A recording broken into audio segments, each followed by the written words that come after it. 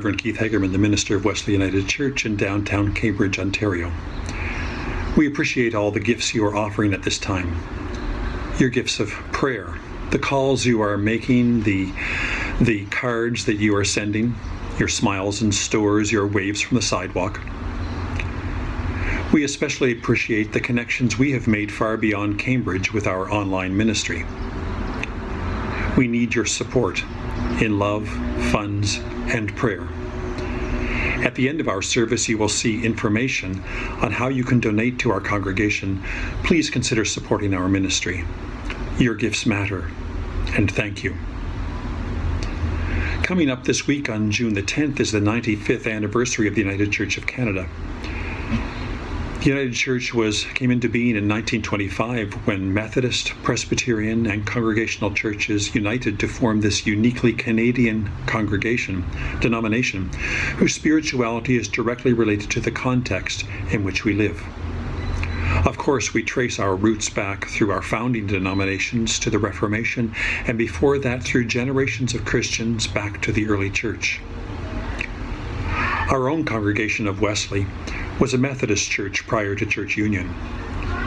In fact, our magnificent stone building nestled in the heart of Cambridge on Market Square is now 141 years old, and itself grew out of other Methodist congregations that began with the early settlers in this area. Today's reflections will be led by my colleague, the Reverend John Anderson. John is a member of the Wesley congregation and a retired United Church minister. John will lead us deeper in the spiritual practice of prayer, a spiritual practice that is rooted in our ancestors in the faith, and yet, like our church, is constantly evolving and becoming as we connect our spiritual life with the moment in which we live and the context in which we are living. May you know yourself to be blessed in this worship time.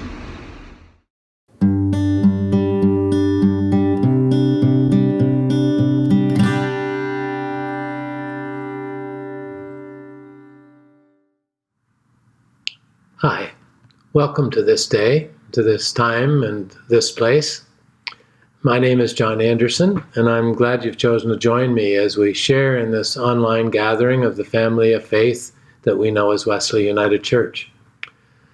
I've been part of this community for about 10 years, and today I want to explore with you what I have discovered so far about prayer, or meditation, because I believe they both mean the same thing, and how that fits into my life.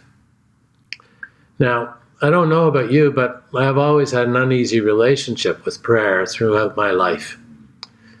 As a young child, I was taught some prayers that I could recite at meal times, at bedtime, and of course, the Lord's Prayer, which we recited in school at the start of each day and in Sunday school and church on Sundays.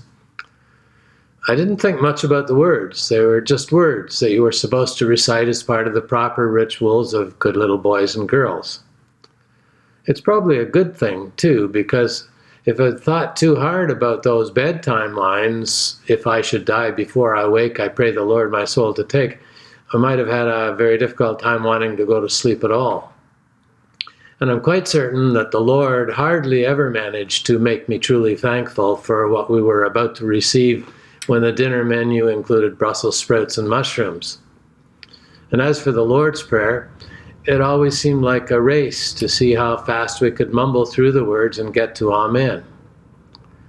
The only times when I ever remember prayers feeling like a real conversation with God were the few occasions when I had done something bad enough that I was desperate to enlist God's help to keep my parents from finding out, in exchange for my promise that I would be the best boy I knew how to be from that point onward. As I reflect back, I'm not sure that God ever kept his end of the deal that my parents not find out, and I'm quite sure that I never kept my end of the deal that I would be the best boy I knew how to be from that point forward. My prayer life as an adult wasn't much different. I observed all the conventions of a religious person, with grace before meals, bedtime prayers, and prayers in church. For some periods of my life, I even practiced a kind of daily devotions using a book of prayers and readings to start my day. The discipline seemed like a positive structure to my day, and some of the collected prayers were beautifully poetic works of art. And then I became a minister and had to lead in prayer. I worked hard to craft prayers that would move people, the congregations could relate to and feel put into words their silent yearnings. And it was hard. It got even harder when worship styles moved to more participation by the congregation, and prayers needed to be printed in bulletins so that participants could respond with the words in bold print. Putting together those prayers was always the hardest and most procrastinated part of the weekly worship preparations for me. These written prayers always felt contrived, a ritual to be performed, and they always felt empty somehow. As an encounter with the divine, they almost never felt real. But what would it take for prayer to feel real? That's the quest I've been on for the past few years. Perhaps that's the spiritual quest I've been on for my whole life, and I want to share some of what I've learned with you today. So, let's begin. Just get yourself sitting comfortably in a chair, and I want to introduce you to a kind of prayer that we call breath work. Now, the chances are you're breathing right now. It's a basic requirement of being a living being, but probably you haven't been thinking much about it up until this point when I've brought it to your attention. But now that we are paying attention to our breathing, let's pause for a moment to take a deep breath together. So breathe with me. Take a deep breath in. Hold it. Now slowly exhale. And hold that at the end before you breathe back in. And let's repeat that. A deep breath in. Hold it at the end. Slowly exhale your breath. Holding at the end. We sometimes call that taking a breather. It's a way of collecting the scattered pieces of ourselves and quieting the static of life, if only for a second or two.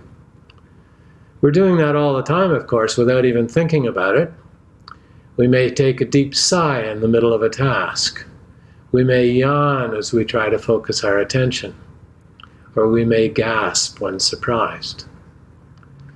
It becomes a breather when we do it deliberately, with awareness and attention. We could also call it a mini prayer, a pause that refreshes, that recharges our energy. So let's share another mini prayer together before we continue. Breathe with me. Breathe in. Hold. Slowly exhale. Hold. One more time.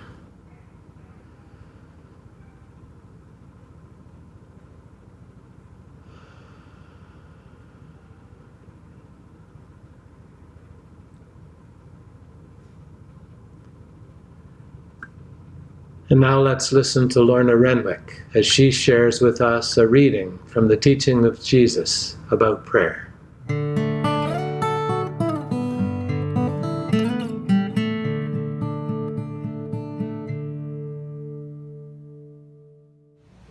Good morning.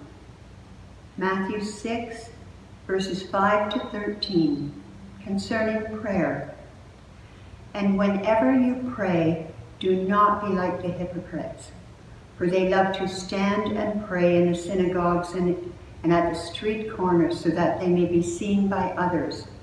Truly I tell you, they have received their reward. But whenever you pray, go into your room and shut the door and pray to your Father who is in secret, and your Father who sees in secret will reward you. When you are praying, do not heap up empty phrases as the Gentiles do, for they think that they will be heard because of their many words. Do not be like them, for your Father knows what you need before you ask him. Pray then in this way. Our Father in heaven, hallowed be your name. Your kingdom come, your will be done on earth as it is in heaven. Give us this day our daily bread, and forgive us our debts, as we also have forgiven our debtors.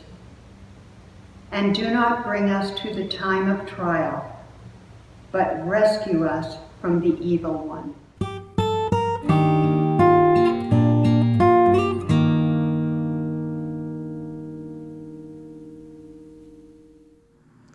As you heard in the reading, Jesus wasn't big on prayers for show, nor on wordy prayers. For him, prayer was for the purpose of reconnecting with God. So it was more about tuning in to the present and the presence of divine energy right here, right now.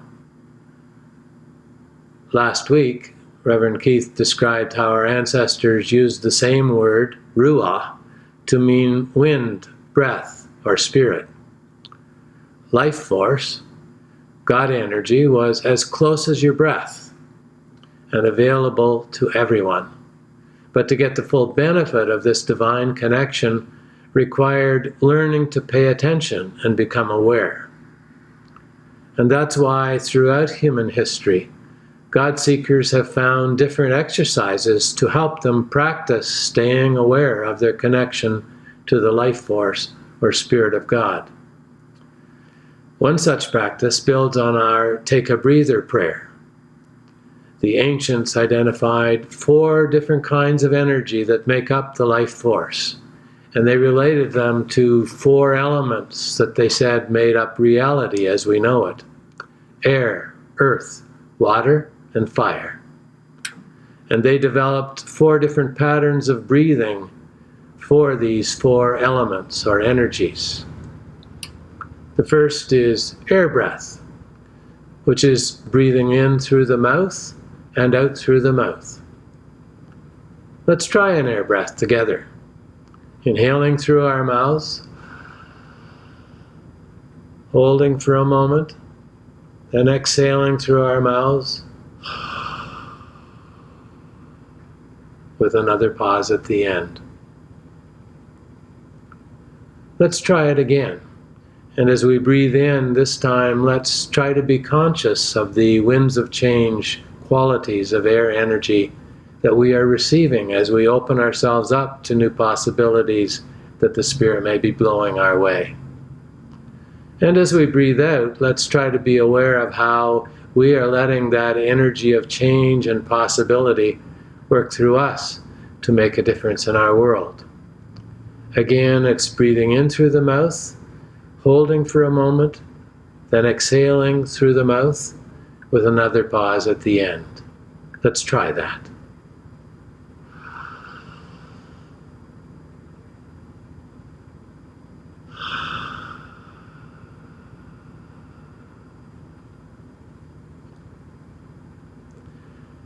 A second form of prayer breathing is earth breath. Breathing in through the nose and out through the nose. So let's try an earth breath together. Inhaling through the nose, holding for a moment, then exhaling through the nose with another pause at the end. Let's try that again. And as we breathe in, let's be conscious of the rock-solid properties of earth energy that provide foundation, grounding, and support for living. And as we breathe out, let's try to become aware of how we are letting that stabilizing energy work through us to provide support and security in our world. Once again, breathing in through the nose, holding for a moment, then exhaling through the nose with another pause at the end.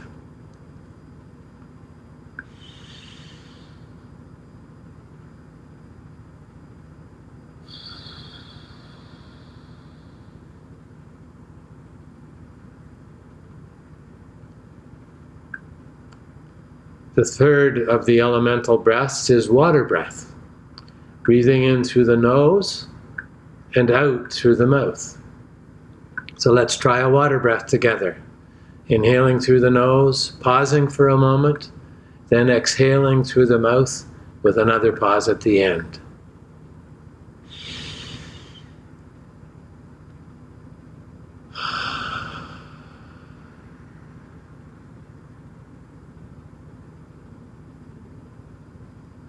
Let's try another water breath, and as we breathe in, let's try to be conscious of the fluid nature of water energy that offers adaptability and refreshment to our lives. As we breathe out, let's imagine how our water energy can offer cooperation and flexibility to our world.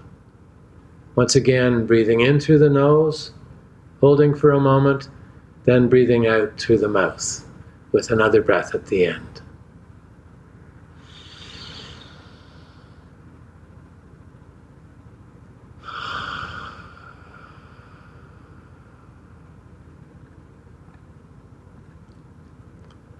And the fourth elemental breath is fire breath, breathing in through the mouth and out through the nose.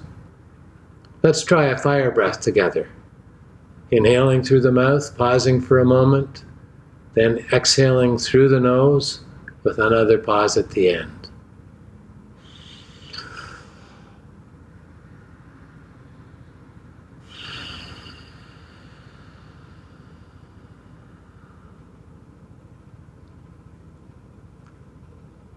Let's try another fire breath. And as we breathe in, let's become aware of the transforming nature of fire energy that fills us with a yearning for change and renewal.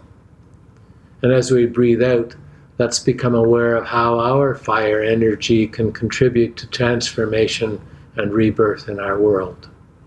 Again, inhaling through the mouth, pausing for a moment, exhaling through the nose, with another pause at the end.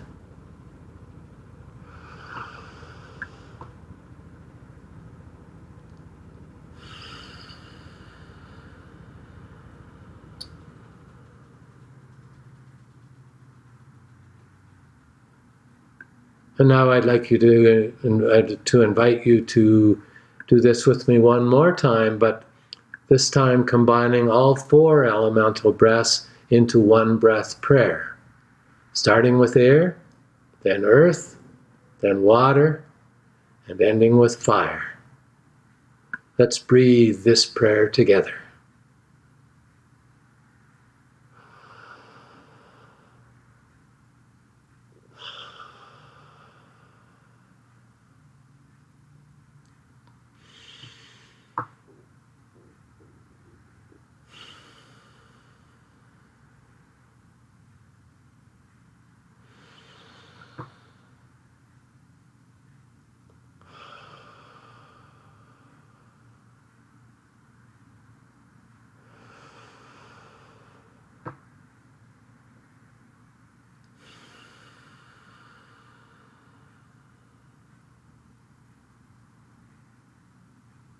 Amen. Now, let's listen again as Lorna shares with us a contemporary reading on prayer.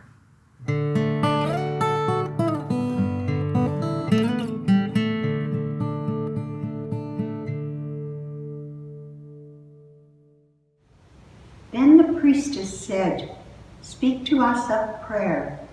And he answered, saying, "Your prayer in your distress and in your need. Would that you might pray also in the fullness of your joy and in your days of abundance. For what is prayer but the expansion of yourself into the living ether? And if it is for your comfort to pour your darkness into space, it is also for your delight to pour forth the dawning of your heart. And if you cannot but weep when your soul summons you to prayer, she should spur you again and yet again, though weeping, until you shall come laughing. When you pray, you rise to meet in the air those who are praying at that very hour, and whom, save in prayer, you may not meet. Therefore, let your visit to that temple invisible be for naught but ecstasy and sweet communion. For if you should enter the temple for no other purpose than asking, you shall not receive. And if you should enter into it to humble yourself, you shall not be lifted. Or even if you should enter into it to beg for the good of others, you shall not be heard. It is enough that you enter the temple invisible. I cannot teach you how to pray in words. God listens not to your words, save when he himself utters them through your lips. And I cannot teach you the prayer of the seas and the forests and the mountains. But you who are born of the mountains and the forest and the seas can find their prayer in your heart. And if you but listen in the stillness of the night, you shall hear them saying in silence, Our God, who are our winged self, it is thy will in us that willeth. It is the desire in us that desireth. It is the urge in us that would turn our nights, which are thine, into days which are thine also. We cannot ask thee for aught, for thou knowest our needs before they are born in us. Thou art our need, and in giving us more of thyself, thou givest us all.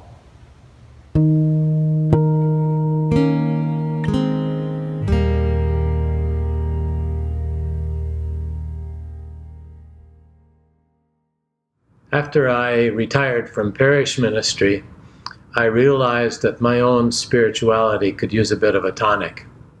I had been so focused on providing spiritual leadership for a congregation that I had tended to neglect my own spiritual health.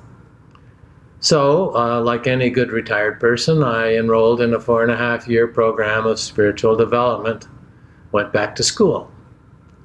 This program was based on the Lord's Prayer and other teachings of Jesus, but it looked at them from the perspective of a person living in the time of Jesus, speaking Jesus' language and understanding life through Jesus' culture and traditions. And those explorations and learnings have become the foundation for my current spiritual practice. One of the things that happened was that I began to look at the Lord's Prayer differently. Instead of seeing it as a set of words that I could use to talk to God, I began to explore this prayer as a model or blueprint for how to pray. A step-by-step guide, if you will, a guided meditation. And by offering these instructions, I believe Jesus was inviting all of us to enter into an intimate relationship with God like he had, and to experience divine energy guiding and empowering our lives just as it did his. So as we look at the prayer of Jesus, we notice that this set of instructions, if you will allow me to call it that, are grouped into 2 sections, each with 4 steps. The first half deals with cultivating our relationship with God. That is the vertical direction, if you like. And the second half focuses on our relationship with the world, what we might call the horizontal direction. The prayer begins with a reminder to ourselves of who we are. The words say, Our Father who art in heaven. And the word that Jesus used for Father in Aramaic, the word Abba, is the most intimate form of Father that one could use. It really, in our English language, we would say Daddy is the way that word really connotes, the feeling it connotes.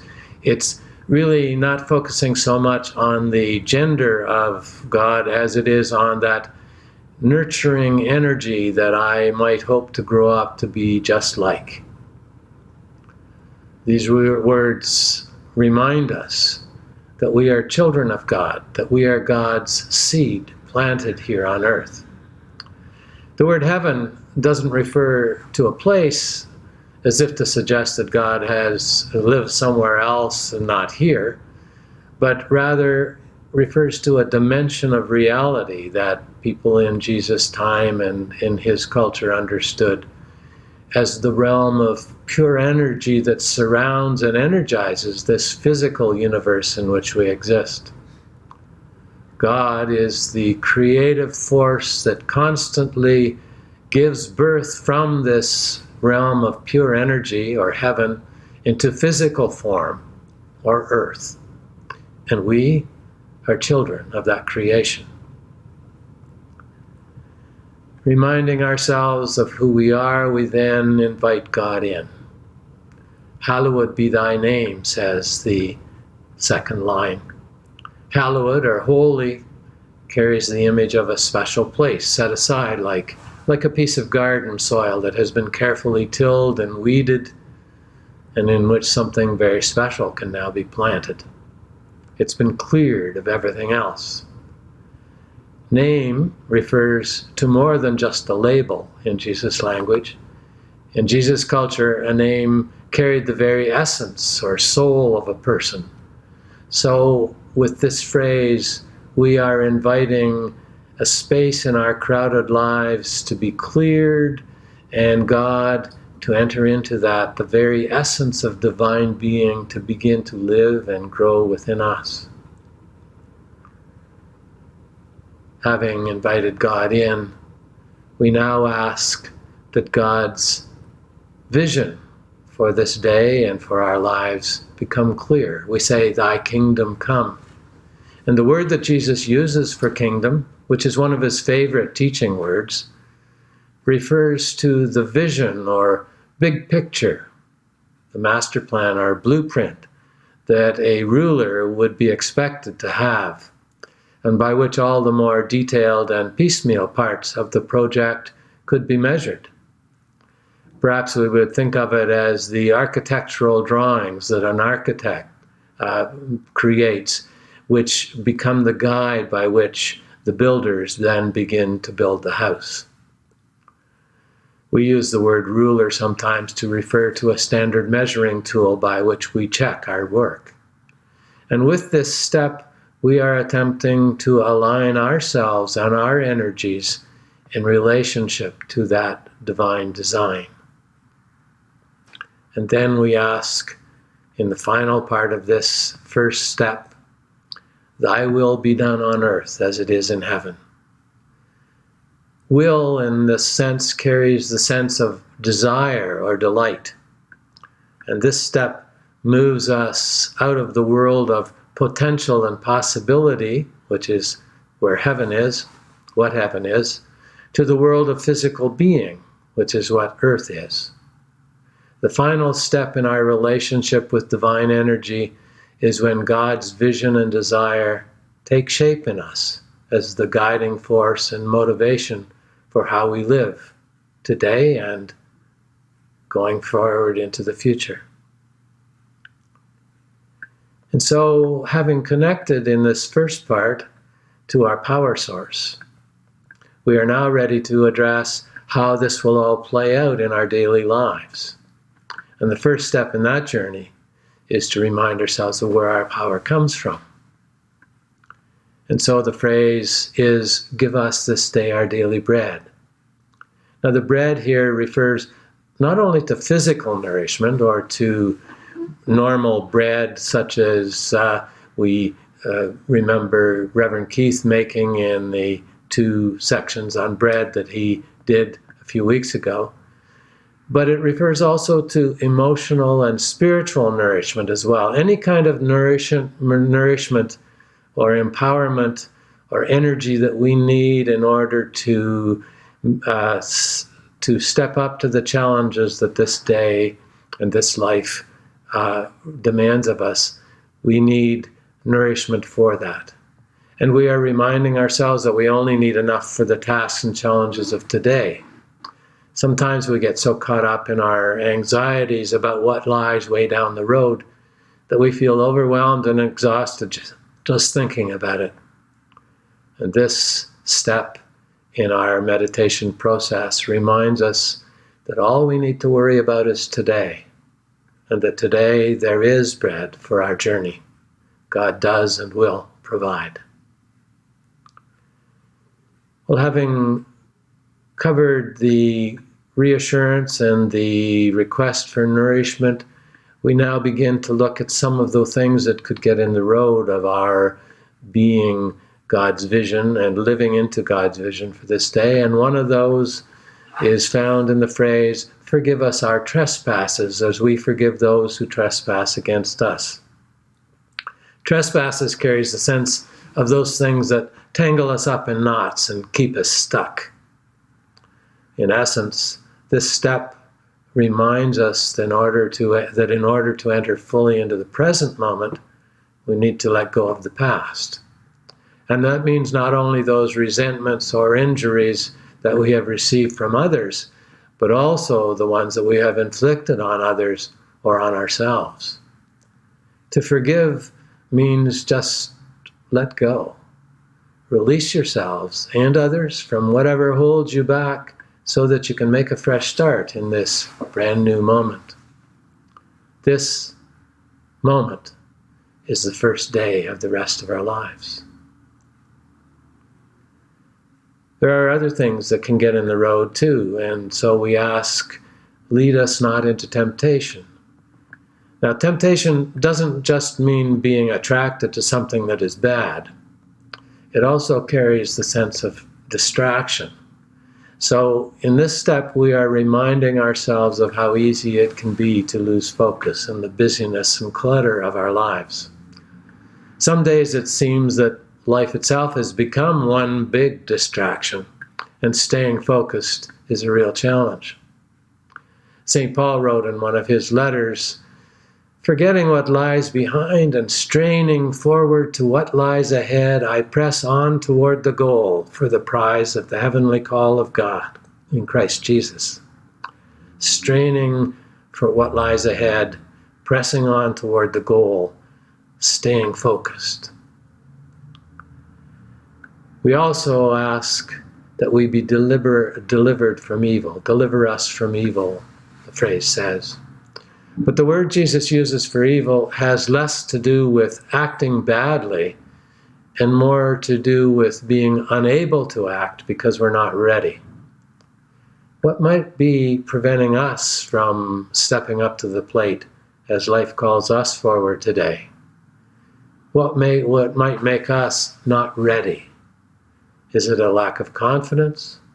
Is it fear? Is it the confines of tradition? Is it our fear of things that we've never done before or being pushed beyond our comfort level? Jesus teaches in various places in his teachings, stay alert, be ready. And this step reminds us to be prepared. Readiness involves practice, alertness, and freedom to respond.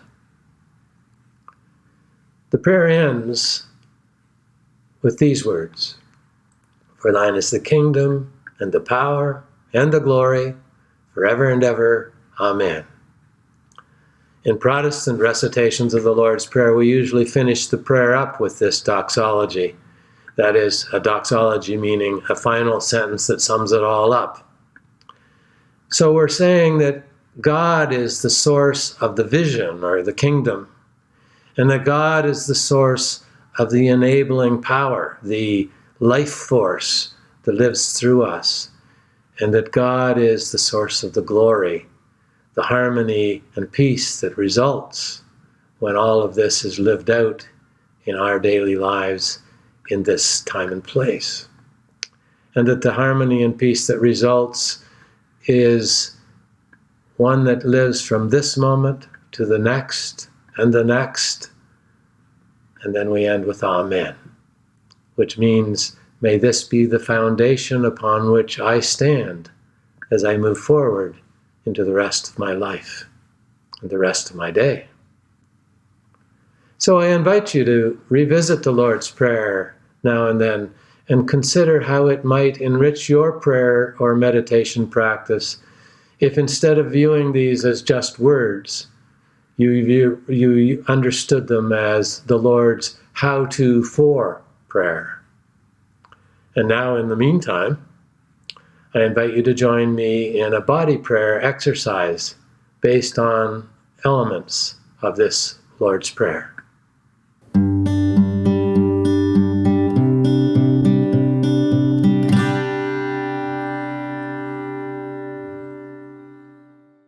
I'd like to introduce you to body prayer. Body prayer is most commonly associated with yoga, and it's called yoga meditation. But if you'll recall, I have suggested that prayer and meditation are just versions of the same thing. What we are trying to do in a body prayer is to synchronize our movement of our body and our breath so that we are focused on the oneness of our being and the relationship and unity between our being and God, or the divine energy that is around us. So in body prayer, what we're trying to do is to empty our mind of all the monkey thoughts that often creep in there and get in the way and distract us from being aware of our connection to the divine. And body prayer is a way of helping us to stay focused and concentrate and alert and aware of who we are in this universe. So this body prayer, I will show you some actions. It's best if I stand, so the volume will go down a bit, but I will try to raise my voice a bit in order to compensate for that as I teach you the motions. And then once we've learned the 4 movements that are part of this body prayer, we will do it once all together in order to make one smooth body prayer out of it at the end. Okay, let's go.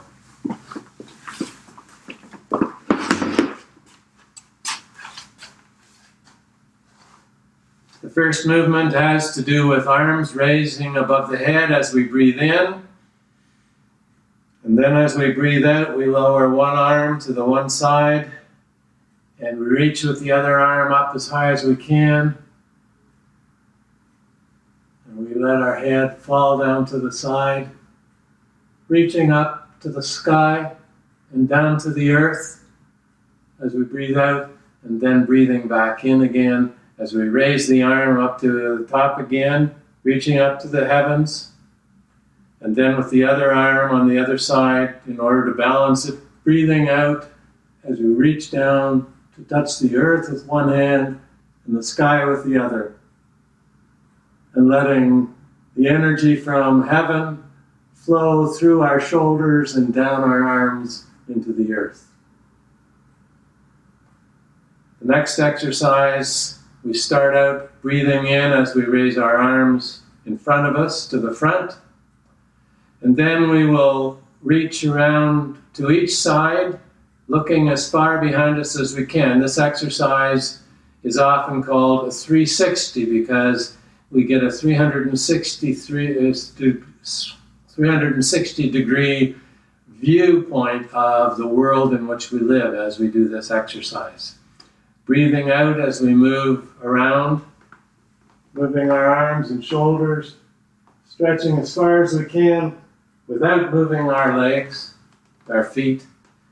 Coming back to the center as we breathe in, and breathing out as we move to the other side and around, looking as far as we can around behind us.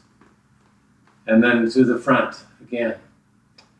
The third exercise, we move from our arms beside us, we raise our arms up as we gather in the energy that the universe offers.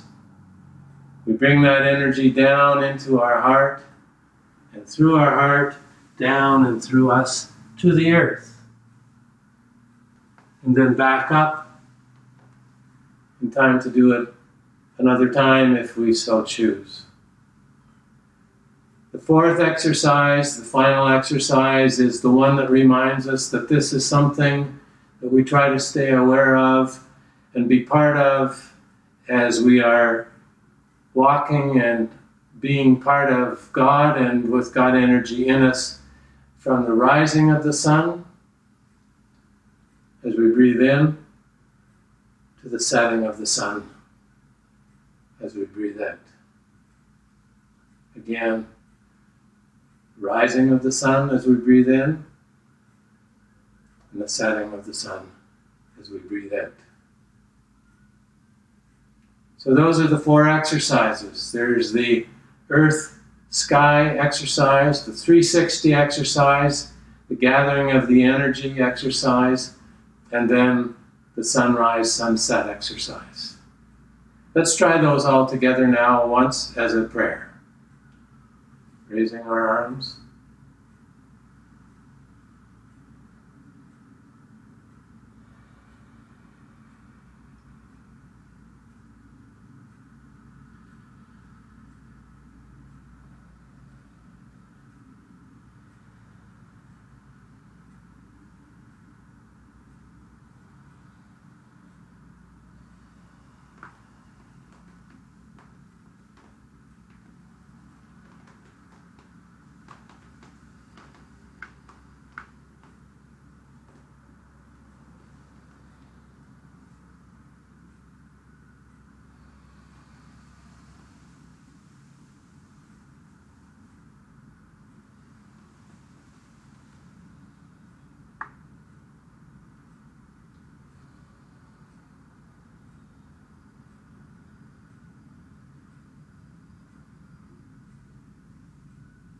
Amen.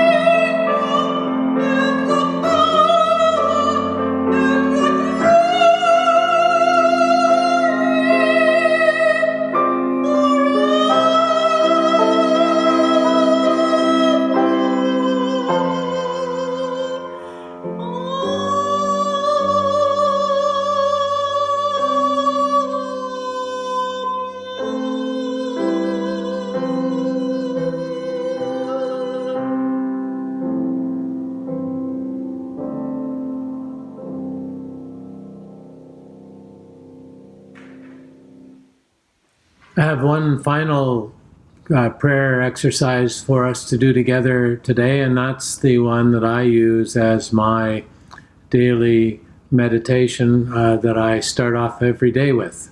I call it Greet the Day meditation for me, and I try to do this every morning as soon as I get out of bed and before I get into anything else.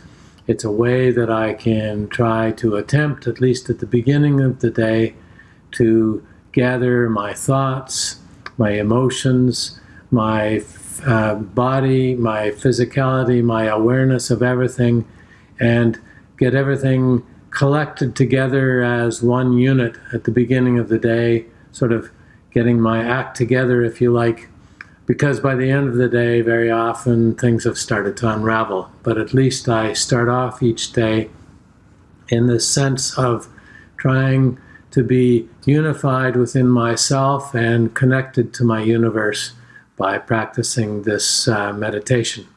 Now, this meditation is one that you've already practiced all the elements for. So it incorporates the 4 elemental breaths: air, earth, water, and fire. And it incorporates the 4 movements of earth and sky, 360, the gathering of the energy, and the sunrise, sunset exercises, and puts them all together, and puts them together with a piece of music in the background to be the timing for the movements. So it becomes, in a sense, a kind of a prayer meditation dance, if you like. One thing I should say is that if you don't feel comfortable doing these kind of movements standing, it is possible to do adapted versions of them while you're sitting. It's easier to do the exercises freely when you're standing, and it's also better for the video if I show you in a standing position. But however, you're able to do these if you want to join along as we do our Greet the Day meditation. That would be great. We begin the meditation with the 4 prayers, the 4 breaths just by themselves, starting with air, then earth, then water, then fire. And then we move into each of the 4 movements, and each of the movements gets done once to one of the breaths. So there'll be an air breath, an earth breath, a water breath, and a fire breath for each of the movements right to the end.